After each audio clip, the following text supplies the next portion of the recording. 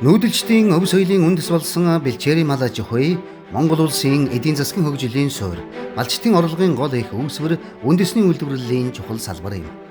Сүүлийн жилүүдэд уур амьсгалын өөрчлөлт, зах зээлийн өрсөлд дунд малчид хөгжлийн шинэ хандлага сорилтуудтай нүүр тулж, уламжлалт арга барилаан өөрчлөлт, бүтээлч санаачлагуудыг нэвтрүүлсээр байна.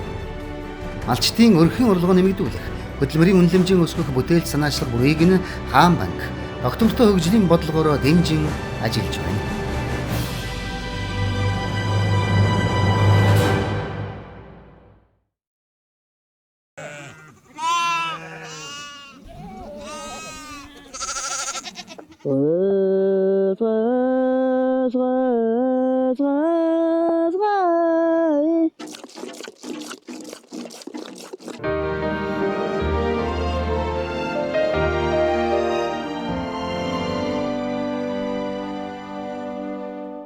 Бид Монгол хүн гэдгээ ийм амар амгалан үзэсгэлэнтэй байгаль донд жилийн 4 улирлын турш нүүдэллэн мал ахуйхан ашиг шимийг хүртэн амьдарч буй малчны хотноос жинхэнэ утгаар нь мэдэрч чаддаг. Сэтгэлийн их амар амгаланг мэдрэхээс гадна бидний эрүүл мэнд, Монгол хүний хүнсний хэрэглээний гол түүхийн эд болох сүү бэлтгэн нийлүүлдэг малчны хөдөлмөрийн нэг өдрийг та бүхэнд танилцуулангаа хөдөө аж ахуйн нийлүүлэлтийн сүлжээг их сонирхолтой сэдвийн талаар олон талаас нь хүргэх болно.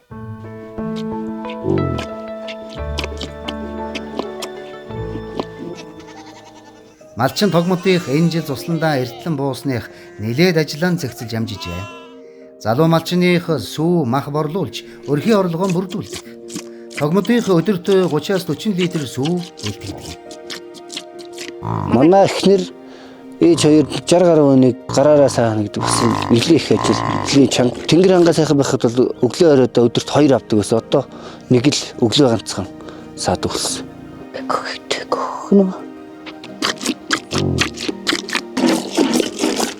Ахиж шугаадаг юм. Төсөнийг тавьчих гээд байгаа юм. Тэнцээ тэгээ тэрээд байх юм. Мэдээ анхуулж ягаад бүгч юм. Мах сүүгэн бол шаргалжууд арьсан сөөлөл дээр гэрээ нийлүүлчихдээ. Хоршоогоор нэг 13-аас 14 тонны айл байдаг. Тэгээ бас цаанаасаа өлжигтээсээ бас орж иж нийлүүлдэг.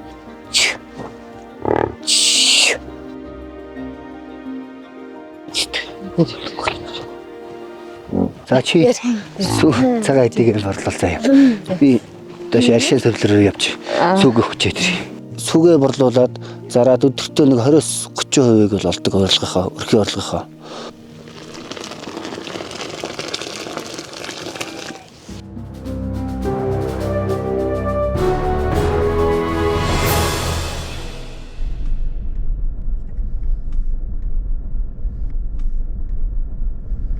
Бид яг одоо Баян-Онгор аймгийн Эрдэнэцогт суманд байрлах байгалийн өвөрмөц зүй тогтоол ангаах шидээрээ алдартай шаргалжуудын халуун аршааныг түвшиглэн байгуулсан аялал жуулчлал аршин сувирлын зохицолбор газарт хүрэлцэн ирсэн байна.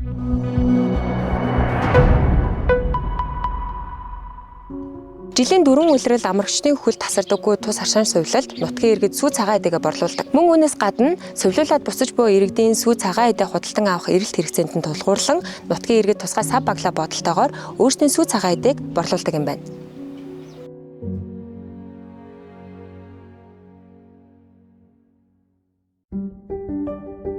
Баян-Онгор аймгийн Үлзий цумын 1-р багийн малчин Дорж нэмийн Болдбаатрих сүүний чиглэлийн симентал хар тарлан үйлдвэрийн үнэтэй. Эднийг 19 үнэнээс өдөрт 100-аас 120 литр сайл авч түүхий сүү болон боловсруулсан цагаан эдээгээ аймгийнхан 5 цэцэрлэгт тогтмол нийлүүлж байна.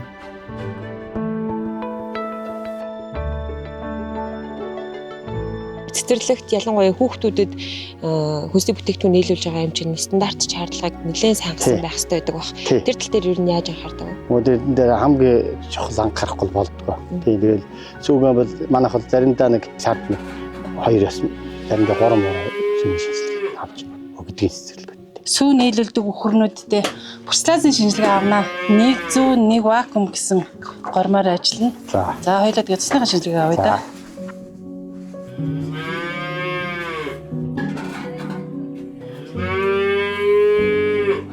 Тэгэхээр ер нь жилийн 4 улирал тасралтгүй сүү сайлаа авж гин гэдэг нь маш том давуу тал болж байна даа. Тий. Өвөл нь бүр их сүйтэй болчихдгийг. Тэгэл энэ юуг өвсөө идэл хэвгээ идэл тэгээд ирэхээр зогсоол доороод ирэхээр илүү сөөгнө. Илүү дулаахан бижилтэй болоод эхлэхээр сүүний гарцаа сайжирдаг. Явахгүй явахгүй басна суурин болоод ирж байгаа байхгүй. Тэр өвөлдөө болохоор ферм рүүгээ оруулаад тийжээгээд зун яг зундаа болохоор бэлчээрлүүлээд хослуулаад явж байгаа. Тийм.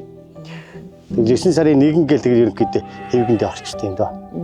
Хүргэлтээ та хэд өөрсдөө хийдэг үү? Би хүргэлтээ би өөрөө хийдэг. Тэгээд өглөө ягач босоод сүүг ачаал цэцэрлэгүүд дээр явж тарааж тэгжээтэл тэгэл эргээл орооны ажилд ордсон шүү дээ. Тасралтгүй л юм байна тийм. Малаас хаяхан байхгүй гэж нөгөө бууцаа хүртэл ингээд хатаагаад цэрээгээ зардсан юм шүү дээ. Тийм чинь тэгээд нөхрийнхаа ингээл баасын ингээл норолдож хасгачаад намар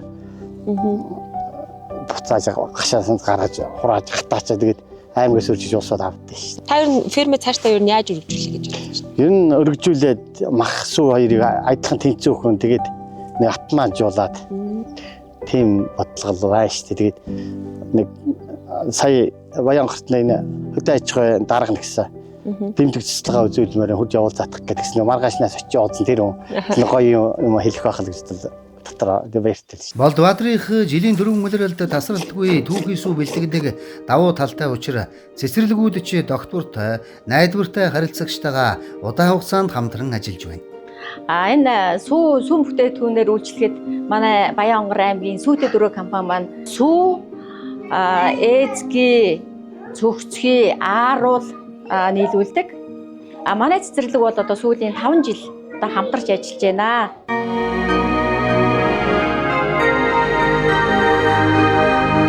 Манай малчтад ашиг орлогоо нэмэгдүүлэх боломж маш их байна.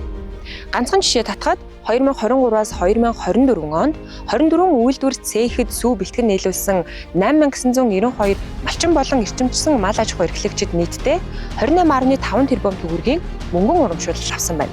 Гэхдээ энэхүү ашиг орлогоо нэмэгдүүлэх боломжийн талаар мэдээлэлгүй байгаа малчид маш олон байна. Яг ямар мэдээлэлээс хоцроод байгаа талаар та бүхэнд дэлгэрэнгүй тайлбарлаж өгье.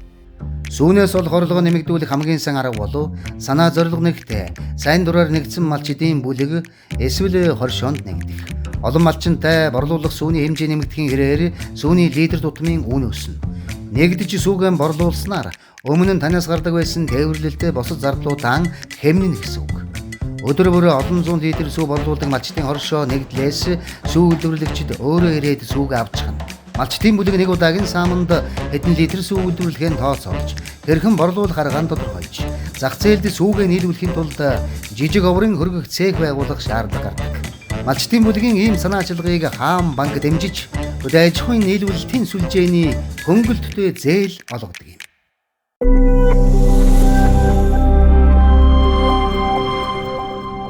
Нийслэлээс 174 км зайтай мал аж ахуй эрхлэгчдийн таата бүснүүдэг Сэлэнг аймгийн Мандал сумын төв зүүн хараа. Сүүлийн үед сүүний фермерүүд нутагт төвлөрч сүү үйлдвэрлэгчдэд түүхий сүү нийлүүлж байна. Өнөөдөр бид нэр Сэлэнг аймгийн Мандал суманд хослолсон аж ахуй эрхлэлд ганцлаганд ирсэн байна. Би чинь яг хөдөөний хөвгт тахгүй юу? Одоо социализм үед чинь энэ охирогийн ферм одоо зугаараа сангаа ашиглаж байгаа охирогийн ферм гэж тэр фермийн ахлагч манай ээж одоо улсын авраг сайлцсан инхт явж юм бид. Манай нагц эгч нар бас улсын аврагууд байна. Энэ удам дагсан тийм одоо малчин айл хөвгт тахгүй юу? Тэгээ тэр утгаараа ер нь бол ингээд мал аж ахуйд их дуртай.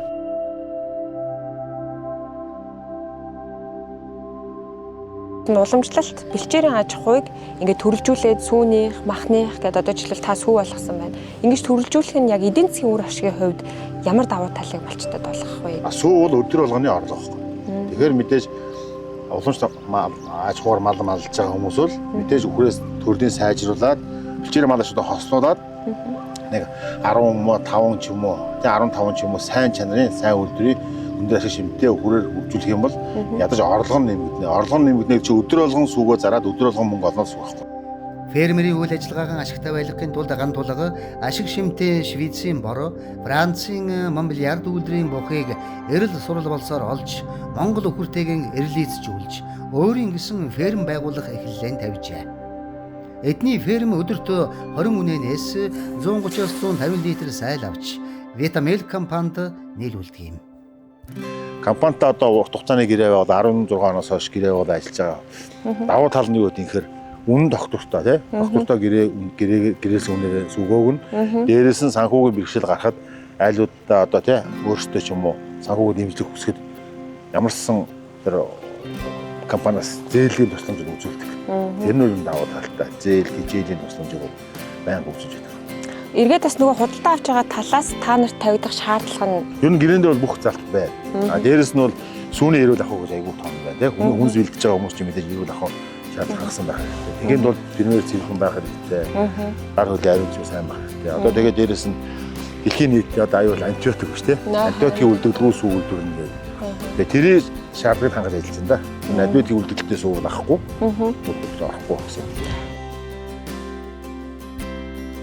Танд магадгүй өнөөдөр яг начиг нэг хүн одоо ингээ фермийн аж ахуйн талаар ямар ч ойлголтгүй нэг хүн ирээд за би ингээ фермийн аж ахуй эрхлэмээр байна. Сүүний аж ахуй эрхлэмээр байна. Юунаас эхлэх вэ гэж танаас асуувал та ер нь хамгийн түрүүнд ямар зөвлөгөө өгөх вэ? Айгуу сайн судалгаа хийх хэрэгтэй юм байна. Тэ одоо байр савны судалгаа мэдээж энэ үхэр ямар нөхцөлд хамгийн их үр ашиг авах юм гэхээр таатаа дулаахан. Одоо 100 нь бол хамгийн их ашиг өгч байна. Дулаахан. Тэгээ уух ус нь одоо тухайн дулаандаа таасан гранаттай тэгээ идэх юм хангалттай тийм л орчныг бүрдүүлж чадах юм бол өнөхөр ашиг юм өгнө. Тэгэхээр та нар өнөхөр бэрмээр аж ахуй хөгжүүлж байгаа бол байр саваа сайн бил, сайн чанарын цэвэр өдрийн хүрээд дагаж ажиллах хэрэгтэй. Төв аймгийн сумдаар хэрэгжиж байгаа тэр кластер ферм гэдэг байна тийм. Яг тэр чиглэлээр нь хөгжүүлэх юм бол ер нь өдөр сонирхолтой. Ер нь энэ чиглэл рүү явна гэсэн бодол бол одоо ирээдүйн бодол тэр л биш.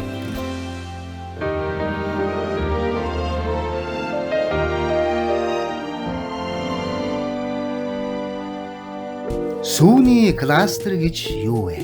Малчны хотноос саасан сүү боловсруулах үйлдвэрүүдээр дамжин эцсийн бүтээгдэхүүн болох шат амжилах тус бүртэн хөдөлмөр шингэж нэмэн өртгийн сүлжээг бий болгодог.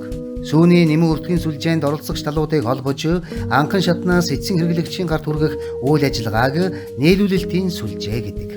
Иймхүү өртгийн сүлжээнд оролцож нийлүүлэлтийн сүлжээ үүсгэсэн бүх оролцогч талууд хамтран ажилласнаар кластер бий болдог.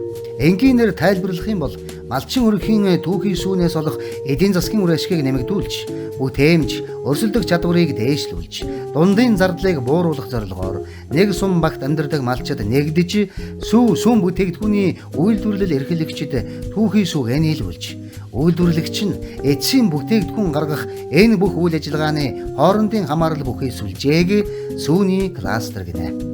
Кластераар хамтран ажилласнаар талуудад харилцан ашигтай орчин бүрдэж нэгдсэн зохион байгуулалттай уялдаа холбоотой үйл ажиллагаа явагдана. Үр дүнд нь зардал буурч бүтээгдэхүүний үр ашиг нэмэгдэнэ. Мөн нэгдсэн нэг стандартыг мөрдөж хүнсний аюулгүй байдлыг хангадаг байна. Манайх бол нэг үнэнээс одоо дунджаар бол нэг 7 литр сүүл авч байна. Манайхтаа гонжин үнэнүүд байгаа. Нодлон нэг анх тугалж исэн үнэнүүд энэ жил 2 дахь тугалж орж ирж байгаа. 3 дахь 4 дахь тугалтнаас сүүнийх нь хэмжээ нэмэгдэн тийм. Компани өглөө болон ирээл нөгөө сүүгээс хагаал тавьчихгод ирээл авчихна. Тэгэхээр нөгөө сүүн муудад нь байна гэсэн асуудал байхгүй. Энэ жилээс хоршоогоор дамжуулж апууд нийлүүлэх бодолтой байгаа. Тийм. Тэгэхээр арай нэг сүүнийхээ үн ашиг нэг арай өндөр болов уу гэсэн тийм бодолтой байна. Сүүн бүтээгдэхүүний худалдан авалт нэмэгдэж, эрэлт өсгийн хэрээр малчид, фермерүүд малынхаа эрүүл мэндэд анхаарч, бүтээлч санаачлагтай ажиллаж байна. Одоо тийм сүүний хөргүүр тактаа болчих юм бол нөгөө сүү гачлал нэг юм байхгүй. Сүүгээ нэмэх 2 градус, нэмэх 3 градус хүртэл хөргөчнө. Тижээл зурагч хойлогчдоо бас манад байхгүй бас үдээд нөгөө тижээлээ зурж өгч чадахгүй байх гэсэн үг байхгүй. Энэ жил одоо тэр тижээл зурагч сүүний танк энтертэй болох зорилготой байна.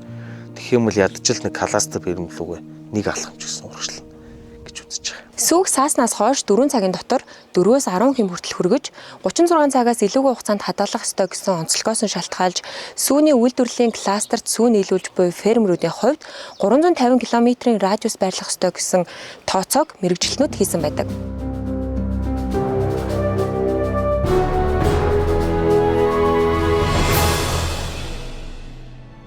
Төв аймгийн Баян дэлгэр Аргалант Баян ханга сумдад сүүний кластерын стандарт загвар фермийн төсөл 7 дахь жилдээ амжилттай хэрэгжиж байна. Энэ төсөлд 30 өрх хамрагдаж, одоодын зах зээлд 9 сая литр сүү нийлүүлжээ. Нөгөө хүн болгоны мөрөдлөх Ер нь л яг хөдөө байгальтай амьд амьтантай харьцсан тий. Тэгээ энэ анх хаан банкнаас зээл аваад тэгэл ер нь бас нэг хэдэн дөрөв цуглуулсан байсан. Хүүхдүүдийн хадгаламж байсан. За тэгэл тэрийгэ өгөөл 20 онд энэ ферм хөдөлж аваад 10 хүүхэдтэй үйл ажиллагаа эхэлсэн. За одоо бол 40 хүүхэдтэй болцсон. За манай өхрүүд бол бүгд яг Францаас ирсэн цэвэр Мон бильярд үлдрэх хөрөө. За Мон бильярд нь бол яг мах сүүний хослолмол яг тийм үлдрэх хөр. За яг энэ өхрийн өөрийнх нь потенциал нь бол нэг саамда 20-25 литр байхгүй. Өдөрт ер нь 50 литр сүү авах боломжтой. Өвлийн улиралд үйлдвэрлэх сүүний хэмжээг нэмэгдүүлэх нь фермерүүдийн хамгийн чухал зорилт болжээ. Хөдөө аж ахуй бол зүгээр нэг амьдрах арга биш. Харин хөгжлийн үндэс болохыг сүүний фермерүүдийн туршлагаас харж болно. За эндээ бол усаач тавьчихна, хоолын чигээд өгчин. Тэгэл өөрсдөө хоолоо идэж усаа умар санагдвал ийшээгээ галтайгаар ороод уулаа, идлээ. Амралтын өрөөнд орж амарлаа. Орой фермдээ ороод саалгуул. Зөвөрсдөө орж ирээд яг зогсоол дээр зогсчихно. Тэгээ орой саах болоход уяануудын тавьчихад өөрсдөө саалтар руу ороод саалгачихна. Тэгээ хурчин ирэн бас их ухаантай байл ш. Одоо ерөнхийдөө ферм байгуулснаас хойш хаан банкнаас 2 удаа зээл авлаа. Эхнийх нь бол яг л арилжааны зээл авсан. Арилжааны зээл чинь бол хүү өндөр болохоор яг хэцүү тусдсан юм л. Дараад нь бол яг хөдөө аж ахуйгаас гаргасан 6% хүүтэй хөнгөлөлтөө зээлийг авсан. За тэр бол ерөөсөө яг энэ фермийн хөгжилд бол маш дэм болж байгаа байхгүй юу? Одоо бид нар чинь бол ингээл нэг их хөрөнгөөр л эний чинь ингээл гадаа ядаж нэг сарвч барих ч юм уу. Одоо манай өхөр 40 өхрийн зогсоолч ингээд дүүрчлээ. Одоо төлөвдөө байлгахын тулд өргөтгөл барих хэрэгтэй. Өргөтгөл барихад би нэг өдөр тутмынхаа сүүний мөнгөөр энэ бүхнийг хийнэ гэвэл ерөөсөө бүтэхгүй. Сүүний мөнгө бол ерөөсөө л яг л өдөр тутмын урсгал зардал хоол тэжээлэндээ яваал таарчихна. Зээл маш чухал. Тэгээд зээл нь маш уяат нөхцөлтөө баг хүүтэл байх хэрэгтэй. Тийм зээл авч иж бид нар чинь аж ахуй хөгжүүлж байгаа хэрэг.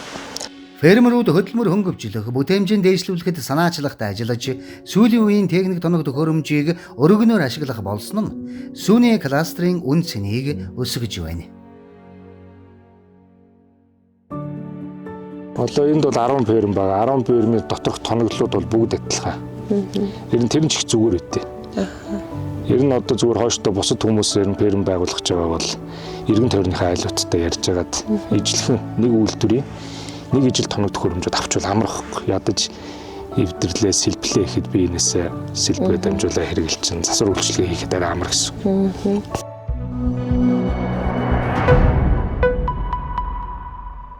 Шинээр орох гэж байгаа юм хийж байгаа хүмүүсд байрлал маш чухал байхгүй.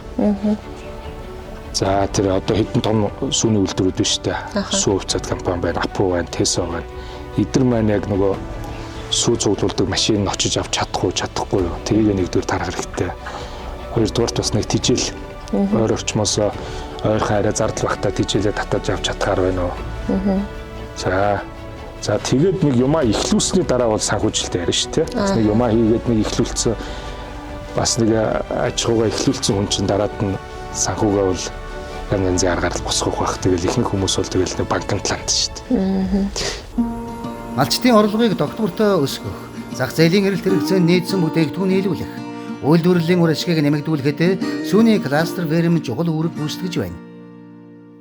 Сүүний кластерыг дэмжих боломж гэж юу вэ?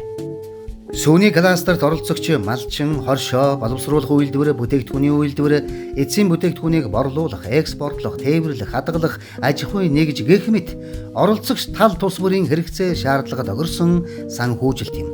Тухайлбал кластерын оролцогч малчтад малын үйлдвэр угсаагаан сайжруулах, өвс тэжээл бэлдэх, өрхийн үйлдвэрлэлээ сайжруулахад нь хоршоодод стандарт хангасан гишүүн малчтаас түүхийн эдийг цаг алдалгүй бэлтгэхэд нь сүү боловсруулах үйлдвэрүүдэд түүхийн эдийг стандартын дагуу боловсруулахад нь малчид болон хоршоодоос худалдан авах үйлдвэрийн хүчин чадлыг нэмэгдүүлэх, технологийн шинжилэл хийх зэрэг санхүүгийн хэрэгцээнд хөрөнгө оруулалт болон эргэлтийн хөрөнгийн зээл олгодог. Сүүний кластерт оролцогч тал тус бүрийн хэрэгцээ шаардлагад огорсон зээлийн болон санхүүгийн бүтээгдэхүүн санал болгодог хаан банкны бүтээгдэхүүн кластерын сүлжээний уялдаа холбоог сайжруулахад бодит дэмжлэг болдог байна.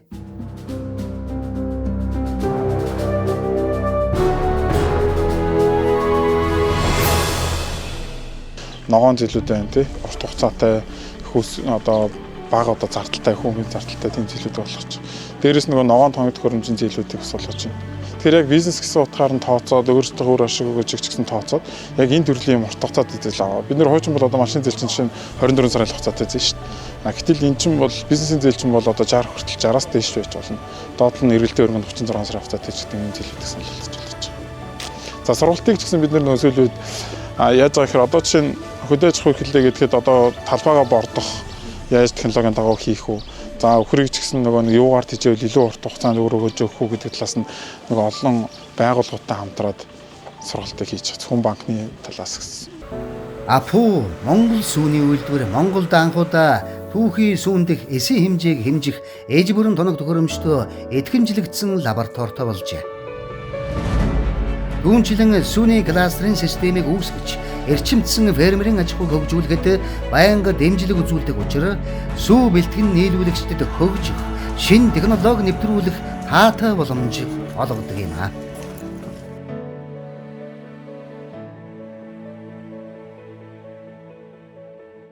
Сүү маань өөрөө эмзэг бүтээгдэхүүн. Тийм учраас бид бүхэн сүүгээ тээвэрлэхдээ Улаанбаатар хотын ойр орчмын 400 км дотор байрлах малчид болон фермерүүдээс авдаг. Сүүн бүтээгдэхүүний эрэлт хэрэгцээ маш өндөр байгаа. Тэрийнхээ ирээр манай үйлдвэрлэлч гэсэндээ мөн адил үйлдвэрлэх, боловсруулах хүчин чадал маань байгаа. Манай үйлдвэрийн хүчин чадал маань жилдээ 450 сая литр сүүн бүтээгдэхүүн боловсруулах хүчин чадалтай. Тэгэхээр бид нэр улсынхаа хэмжээнд хэрэгцээг хангахын тулд түүхий эднийхээ нийлүүлэлтийг нэмэгдүүлэх бол шаардлага тулгарч байгаа. Сүүний кластерын эдийн засагт оролцсноор доктортой зах зээлд байршиж, орлогын доктортой өсөлтийн өгөөжийг хүртэнэ. Сүүний кластерын оролцогч болсноор зөвхөн сүү үйлдвэрлэлээ зогсохгүй, хамтрахад суралцсан, хөгжин, орон нутгийн хөгжилд хувь нэмрээ оруулна. Фермер бол богино хугацаанд ашиг олох бизнес биш.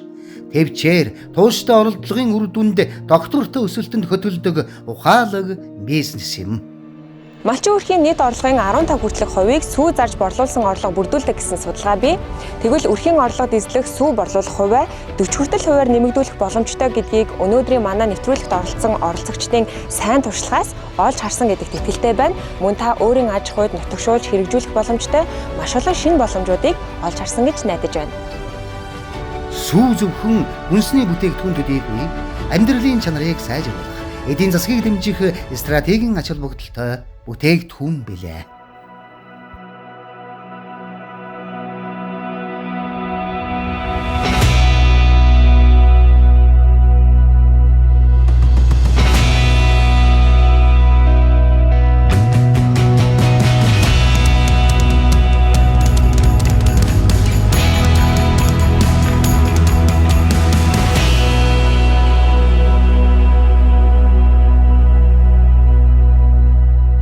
Хамтын